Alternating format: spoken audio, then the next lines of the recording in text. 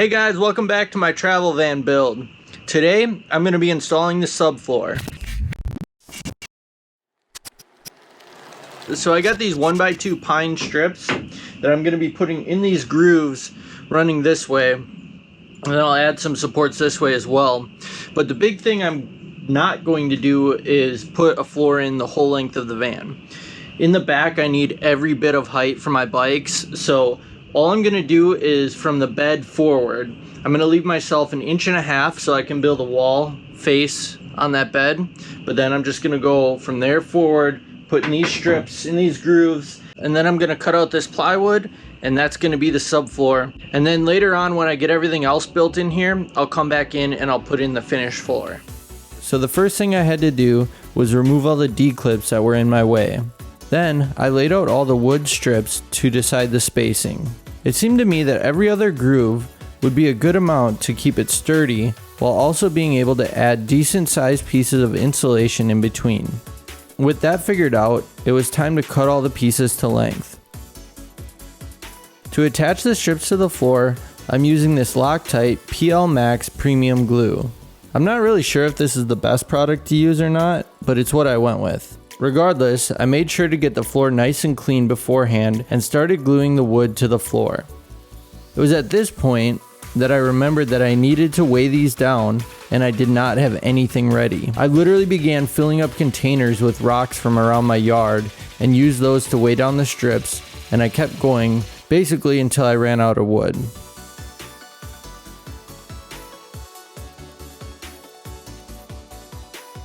So I got the majority of these wood strips put in here, and it's been kind of a mess because I've had to drive this every day because I got a flat tire in my car and I had to custom order a tire and everything. So it wasn't really the best time to be doing this considering how much I have to weight down these strips and for how long.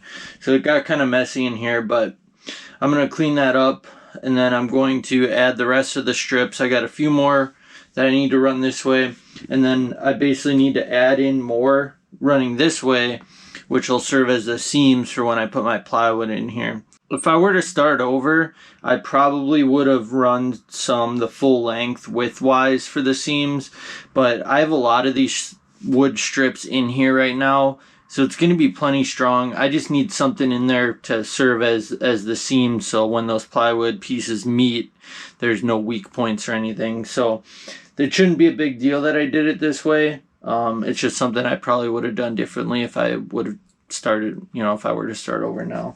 And then I got to finish up in the front there, and then hopefully by the end of tonight I'll be able to get this to the point where I'll be ready to put the insulation in and get the plywood all cut and everything for the weekend. So let's get into it. So I measured, cut, and glued in all the smaller pieces that will be used for the plywood seam later. So I got the majority of these strips glued down to the floor. This method of screwing these extra pieces on top here to get this perfectly flat worked out way better than trying to weigh these down, which I was going to do originally, but I basically just put this extra piece on top of here and it made it so much better. There's still a few left to go, which includes the back here, but I have to do something a little bit differently because these pieces are raised. I don't have a flat part in the back to work off of. And then also on the edges, you can see right here, it kind of flares up on the edges, so I have to do something different there too. So what I'm going to do for back there and in the front is I'm going to use 5/8 plywood, so it's a little thinner, and it should fill in that gap, and I'll just do this same concept here to finish that up.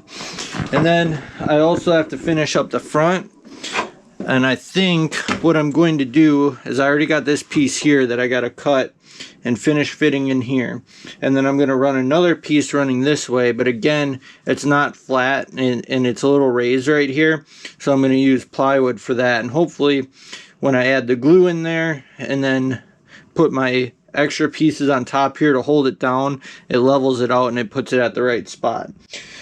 So the goal tonight is to get those in there and then start working on the plywood that's going to go over the top of this as well. And in order to get it done, my dad's here from Wisconsin. He flew down today and he's here for the weekend. So we're probably going to be running into the night every night trying to get some things done while he's here because he's heading back in a few days. So anyways, let's get into it and finish up framing this floor. It was awesome to have my dad here. He is very good at stuff like this, and having someone else to work with just keeps me a lot more motivated. We got to it with measuring, cutting, and sanding the odd shaped pieces I still needed to add to the subfloor.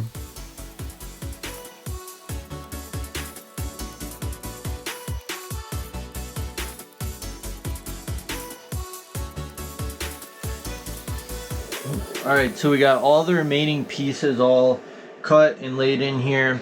We ran into a little bit of an issue where this plywood, when I bought it from Lowe's, it was in the bin saying it was 5/8 and I didn't measure it, and I should have because it's actually 3/4. So when we were working on this piece up here, we kept having to sand it down, and then finally my dad went and checked and we noticed that it's actually 3/4 inch thick. So we ended up having to sand that down, and then the edges we beveled them.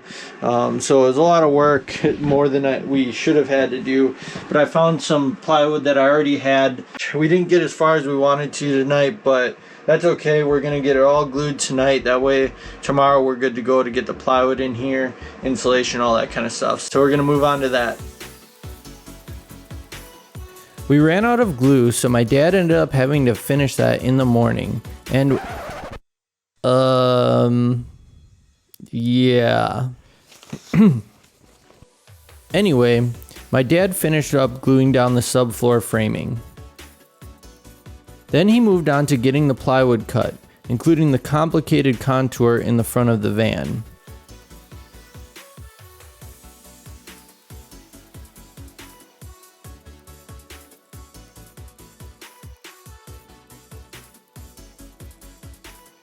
Okay, I got the front plywood cut, fitting pretty nice. So I marked the center of the boards here, and then I numbered along there, and I'm gonna start cutting insulation to fit in here. And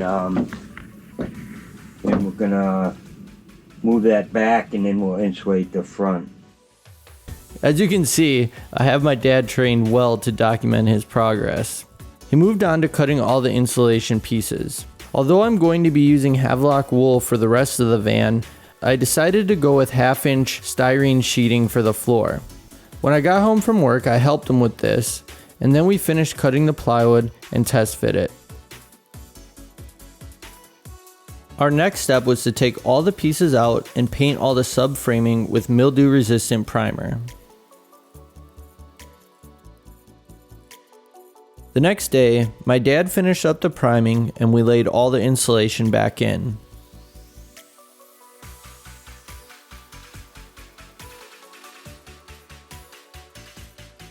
I then prepped the plywood by sanding it and painting it with the same primer on both sides and the edges.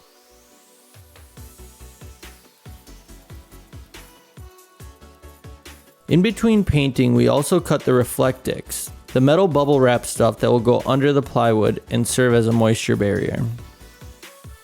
The following day, I finished priming the plywood, marked the stud locations, and taped in the Reflectix.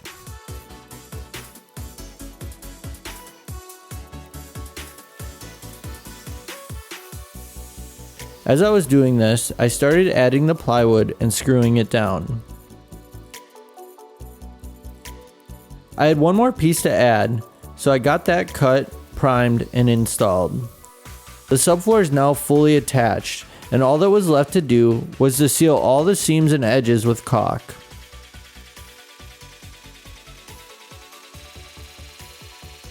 With that, the subfloor is done, and I think that it turned out really well. I did this project before wood prices got really crazy, but it still cost me a bit, right around $450.